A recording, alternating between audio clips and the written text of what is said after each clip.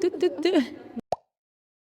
Nous sommes ici avec Laetitia Pansanel-Garrick, qui vient au festival depuis quelques années et Ça. qui présente Olafrida dans Ils Ré passeront par là. Est-ce que vous avez eu justement des modèles féminins qui t'ont inspiré ou qui t'inspirent toujours? Non, il y en a qui m'inspirent toujours, mais à cette époque-là, la communication était beaucoup axée sur les modèles masculins. Alors, la bonne nouvelle, c'est que moi, je ne me questionnais pas la problématique d'être une femme dans ce milieu-là. C'est le fait que la roue ne tournait pas qui a questionné de fait la situation. Là, je me suis dit, mais ça, quand même, le fait est que c'était surtout des modèles masculins, très inspirants.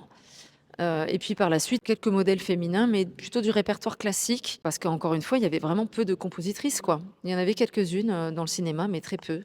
Alors, il y a eu Béatrice Thiriet qui était la première. Puis là, j'ai des collègues qui m'inspirent, contemporaines, quoi, qui sont là avec moi et qui font un super boulot. Je veux dire que tu es devenue justement une référence pour les jeunes compositrices. Ravie de pouvoir, moi, les inspirer, enfin surtout leur donner de l'énergie et leur dire que c'est possible en fait.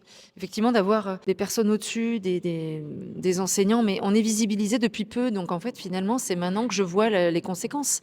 Ne serait-ce que, comme j'enseigne à l'université, que je vois les jeunes qui veulent se lancer dans la composition en me disant, ou même dans la direction, parce que je dirige aussi, parce qu'elles me voient avec une baguette ou elles me voient, donc ça me fait plaisir, ouais, c'est vrai que c'est une vraie joie. Pour toi, quels sont les obstacles ou les barrières qui rencontrent les compositrices justement Mmh. dans le milieu du cinéma? La Gen Z, elle aura peut-être pas ce problème-là, mais il y a beaucoup de compositrices, je pense, qui peut-être sont victimes de ce que moi, j'ai mis du temps à déconstruire, c'est l'éducation.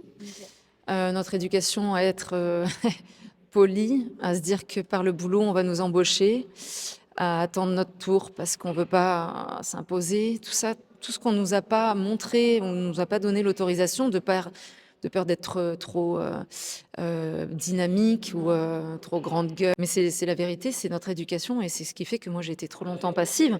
Donc voilà, l'idée c'est que les jeunes, et moi j'ai des jeunes que je vois à la fac, des jeunes étudiantes qui sont mais qui ont qui ont vraiment la pêche, la rage, quoi.